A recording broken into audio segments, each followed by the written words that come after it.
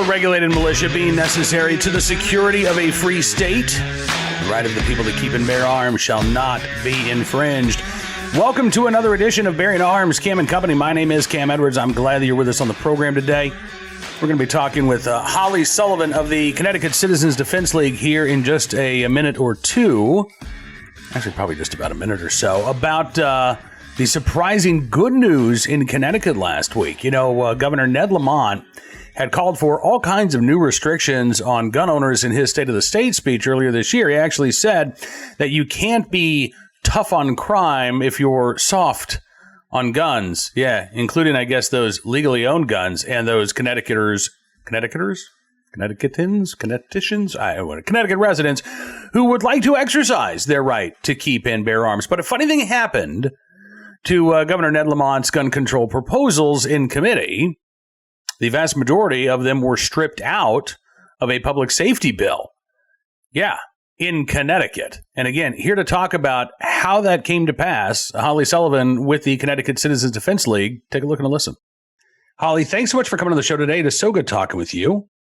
Thank you for having me. Absolutely. And listen, I know that this is not a done deal yet, so I don't want to, count our chickens before they're hatched. But congratulations on really what was a big accomplishment, and that is getting a lot of these gun control measures stripped out of Governor Lamont's public safety bill. I mean, this was something that I said in your introduction in Lamont's State of the State address. He talked about you can't be tough on crime if you're soft on guns, and yet it looks like the vast majority of what he was calling for in terms of, new legislation aimed at legal gun owners has been taken out of this bill. So I guess the first question is, how on earth did this come to pass? How did this happen? So I think there's a lot of different things happening here. One, it's an election year. So I think that this was something that was really going to rally up the other side. But at the end of the day, CCDL, this organization, the Connecticut Citizens Defense League, really rallied their people. And we have not seen a showing like this since the bill that came forth after Sandy Hook. So we had almost 2,000 testimonies in opposition to the governor's bill, which was Senate Bill 16. Hundreds of folks from our side signed up to speak. It went until, I think, 2 or 3 in the morning. We haven't had that energy in a very long time, and a lot of people that have never testified before showed up, and it was a very different demographic than I think that they were expecting to see. And there's a lot of stuff that was in that bill that was really bad for some of the folks in our urban communities, and I think it's hard for them to ignore it when so many people came out and said, "No more, we're not doing this." You talk about the changing demographics and maybe the new faces who were there testifying. Can you talk a little bit more about that? I mean, like, who was showing up this year that weren't showing up to testify in years past? Yeah, so I think this is not just a trend here in Connecticut, although it is very, very, very strong in Connecticut, but we know for a fact women and minorities are the fastest growing group of gun owners as far as new permit holders. And that is absolutely happening here in Connecticut. So we had 40,000 new permit holders in Connecticut last year. Many of them are good folks who live in areas where they say, "I don't feel safe." And crime in Connecticut is out of control. So a lot of folks from our urban communities signed up for testimony and talked about the problems that they've had. Now, in this bill, they were literally trying to make public transportation of all sorts a gun-free zone. What does that do to our communities? Our good people that just, they might take the bus, they might take a ferry, we're close to Long Island, all of those things. How can you honestly say to people that live in other communities that they don't have the right to carry to and from work, of all places, which is they could be coming home late, all of these different things. So I think there were a lot of things happening here that affected different people, that they spoke up and said, this is not good for our communities. And it's hard for the other side to ignore them. So I saw one of the quotes after a lot of this language was stripped out of the Senate bill. I think it was Connecticut Against Gun Violence, one of the big gun control groups. Their head had said, well, he was disappointed, but he said, well, but the priority this year is to get some of these, community violence intervention programs in place. I'm curious, behind the scenes, how hard were the gun control activists lobbying to keep these proposals in the bill? And is this a bit of sour grapes rationalization on the part of these activists now that this language has been taken out? Yeah, it's hard to speak for them, and we certainly don't know what goes on behind closed doors. One thing that's different between some of the other side and us is they pay professional lobbyists, right, and they do their thing. CCDL is as grassroots as it comes. We are literally just people on the ground. We're not registered agents for lobbying. We don't do that. There is a lot of big money behind what goes on the other side, especially in states like New York, Connecticut, New Jersey, California. So it's hard to say what dialogues might have happened in the halls of Harvard or over the phone, but as far as the energy behind their people, they did not bring it. Without a doubt, when we look at the testimony for Senate Bill 16, 99% of all the testimony that was submitted was against the bill. 99%. They barely showed up. So I think there's a couple things happening. One, it's hard to ignore that the legislation doesn't work, right? So to go all the way back to Sandy Hook, they passed a bill called SB 1160. And SB 1160 was the bill that was going to ensure this never happens again. It was a three-part bill. There was gun control, there was school safety plans, and there was funding for mental health. The state of Connecticut has only done one of the three. You can guess which one it is, right? So the bill that was going to ensure that we never had another Sandy Hook incident has not taken seriously 2/3 of that bill. No funding for mental health. And some schools in Connecticut are still not in compliance with their school safety plans. It's hard to ignore that. So when we get up there and we're talking about all you're doing is passing more gun control and our state is getting less safe, it's hard to ignore that. But the reality is we have unprecedented number of new permit holders in the state of Connecticut. They're energized. They care about it. They're showing up and they're speaking their minds. And for that, we should all be grateful because if it can happen here in a state like Connecticut, if we can hold back something like this, it can be done anywhere. And it's time to start moving the goalposts the other way. Absolutely. And I mean, again, it sounds like this is a direct result of the grassroots activism on the part of gun owners. Do you think this would have happened, let's say, had it been 50-50 in terms of testimony, supporting or opposing this bill? Or if, let's say, instead of, 2,000 people, submitting comments, let's say it was 200 gun owners submitting comments. Do you think that we still would have had this outcome? I'm not sure we would have. I think it really is a result of people showing up. And here in Connecticut, it really was an organized effort that we haven't seen before. Not just, CCDL really took the reins and drove this home, but it was going to our gun stores, talking to our gun stores about, hey, let every customer know this is coming. Let every customer know that they need to testify. They did it. They worked together. They got their customers motivated. We did it through social media. But really, at the end of the day, it comes down to the power of the gun owner. And thank goodness that they were willing to do the work. And I think that is what really made the difference. It is the number of voices. This is an election year. They care about whether or not they are coming back in November. And it's important that we say, look, we're not Republican, we're not Democrat, we are pro-2A, and we stick to that message. And whatever side of the aisle you are on, this is a priority for people in our state because people want to feel safe at home. Are there other bills that are still out there that you're worried about this year? Yeah. So, and to go back to what you said when we started, Senate Bill 16 is not a home run because what could always happen is if once it gets to a floor vote, could they call for an amendment? Absolutely. They can call for an amendment. But Senate Bill 16 is out of Judiciary Committee, which means that what it is today is what it should look like when it gets called for a floor vote. But then, of course, they can always make amendments to it. There are a couple others. We did have a public health hearing last Monday. There were two big bills. One was declaring gun violence a public health crisis in the state of Connecticut. And we all know what they can do now when something's determined to be a public health crisis. They have a lot of leeway. The other thing that did come out of the Public Health Committee is a gun violence advisory council that would have 21 members that would talk about what do we do with this. And we have absolutely no objection to community intervention. I think it is good for all gun owners that crime is reduced one way or another, right? When crime is high, legislation is through the roof, and we know it doesn't work. But if we can reduce violence, then that's a good thing. But don't put it on the backs of gun owners. Don't make us pay for it. Don't charge our ammunition for it. It is not because of us. It is not the people that are getting fingerprinted and background checked that are committing these crimes. So I think we can all agree that there's nothing wrong with community intervention so long as the driver is not gun control. And I think we're all okay with that.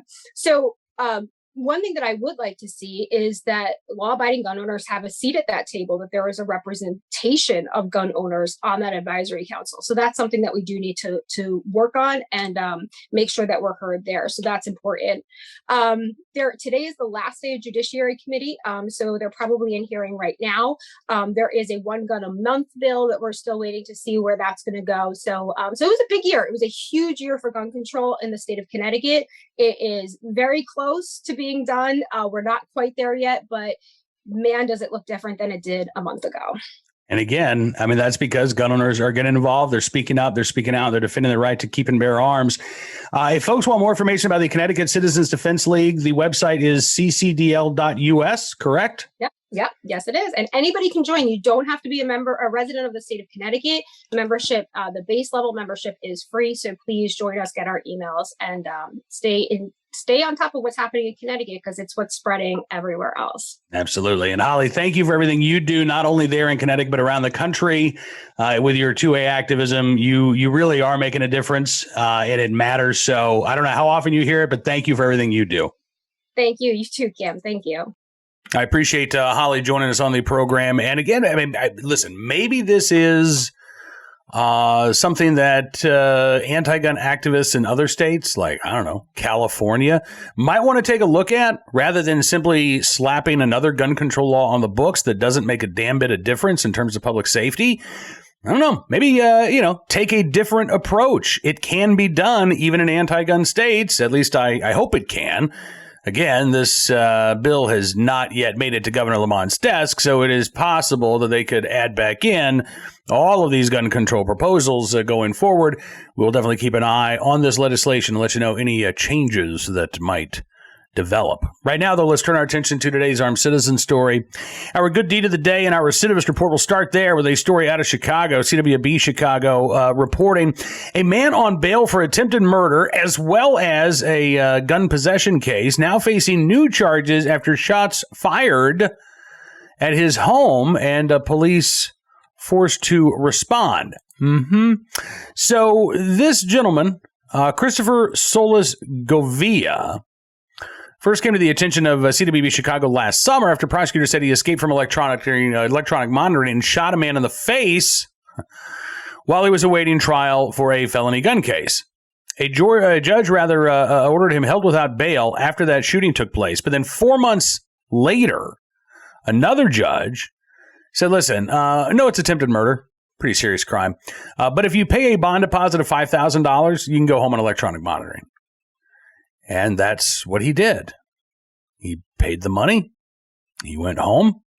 But he was back in felony bond court this past weekend because police allegedly found a gun, cocaine, and ammunition in his home after responding to a shots fired call. And a judge once again ordered him held without bail. Yeah, once again. Maybe for a few more months, right? According to CBB Chicago, Evergreen Park officers surrounded his home on Friday for receiving calls of gunfire. Police detained him after giving him verbal commands to exit the house, then went inside to make sure that everyone was okay. During the premise check, cops saw two, quote, AK-style rifles in the home. They secured a search warrant to investigate further. When they did, they learned that the rifles were, in essence, airsoft guns. They're basically BB guns. But they did find a handgun, that shoots actual ammunition, as well as some ammunition, and about a half ounce of cocaine. So prosecutors have now charged the man with Class X manufactured delivery of cocaine, as well as possession of ammunition. Police say the investigation into the handgun the police found is still ongoing. His defense attorney, by the way, says that other than the outstanding charges he's facing, he has no criminal background, lives with his father and his family in the residence. Judge Susanna Ortiz set bail on the new allegations at $50,000 with electronic monitoring required. If he pays a 10% deposit bond, yeah, that'd be another $5,000 and he could get back out. But the judge also ordered him held without bail on the attempted murder and the gun charges at least until today. when another judge is supposed to look through this case. What does it take to actually hold somebody behind bars as a danger to the community while they're awaiting trial? In Chicago, apparently it takes a hell of a lot, because repeatedly racking up more violent offenses isn't enough in the Windy City. All right, let's turn our attention to today's armed citizen story from Minnesota, where a father says he was forced to shoot and kill an intruder who had attacked his daughter. According to officials in St. Paul, the man and woman had, quote, some kind of relationship. It sounds like that relationship had ended. It was April the 1st. Officers were called by a 56-year-old resident who told them a man who had a relationship with his daughter had kicked in their front door, had threatened her. When police arrived, they found the man who was in his 30s, shot multiple times inside the home. He was pronounced dead at the scene. Officials confirmed that the father shot and killed the man after he reportedly threatened his daughter. The dad was brought in for questioning, was released, no arrests made.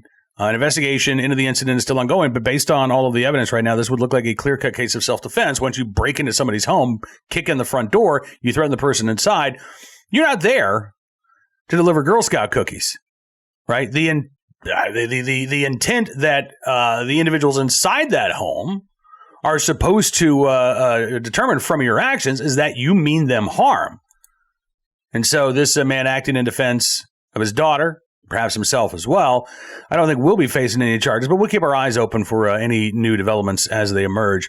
Finally today, our good deed of the day from Nevada, where two police officers in Reno helped a 75-year-old woman who was on the streets, not only finding her a place to stay, but actually reuniting her with her family. Rose Brazdovic is her name. Sterling Canlin's one of the police officers in, I said this was Reno, I'm sorry, this was Henderson, Nevada. Sterling Canlin is a police officer there in Henderson. He says when she came out of this open lot, she had a makeshift sling on her arm, and she just looked very run down. He said, we just looked at each other. We can't walk away from this one with a good conscience. So Canlin and his partner, Carlos Chorins, decided that they would intervene. And this wasn't a quick fix. I mean, for months, they worked behind the scenes to make sure that she was okay, trying to get her place off of the streets, as well as to help reunite her with her son and the family members, some of which she didn't even know that she had. Ultimately, Canlin and Chorins were successful in doing so. March of 2021, they found a place to shelter Brazdovic and her companion. And since then, they have continued to work for her and with her. It's really, truly an amazing story. And again, if it were not for these officers, Brazdovic may not have been able to reunite her with the son that she hadn't seen in 30 years. Michael Mishrina, who is Brazdovic's son, was able to reunite and show, again, get reacquainted with his mom. His mom was able to get reacquainted with her son. It's amazing. And she was ultimately able to travel to Louisiana, where her son lives, and again, start to put her life back together. So Officers Canlin and Chorins, they're in Henderson, Nevada, in the right place at the right time, not willing to give up. Thank you for your very good deed. And not that you need to hear it from me. I'm sure you got that warm, fuzzy feeling inside. That is going to do it for this edition of Bearing Arms Cam & Company. I thank you for being a part of the program today. We'll be back tomorrow with more of the latest segment news and information. But until then, don't forget to check out bearingarms.com, the website where we can update you on the latest segment news and information throughout the day. I will say my contributions today a little bit more paltry than they normally are. We're having to say goodbye to our best boy Bullet today, and that is a tough moment for our family. So we're going to get through it, but I'm going to have to take a few hours off to say goodbye and to help mourn with my family. But we'll be back tomorrow. Until then, be well, be safe, and be free.